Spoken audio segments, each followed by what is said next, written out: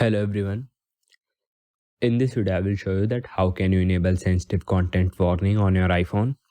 So it's a new feature and it is only available in iOS 17.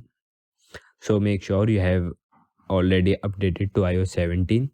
All you have to do is just open settings app and here scroll down and find privacy and security. Here it is. Tap on it.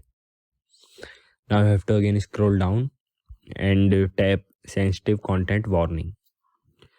Now tap the switch next to the sensitive content warning to enable the feature, and this feature protects you from harmful content coming through to your device. It allows you to choose to receive warning about photos or videos that may contain nudity before viewing them. So you can enable these applications like AirDrop or Contacts, any of them. And this is how you can enable the sensitive content warning on your iOS 17. Thank you everyone.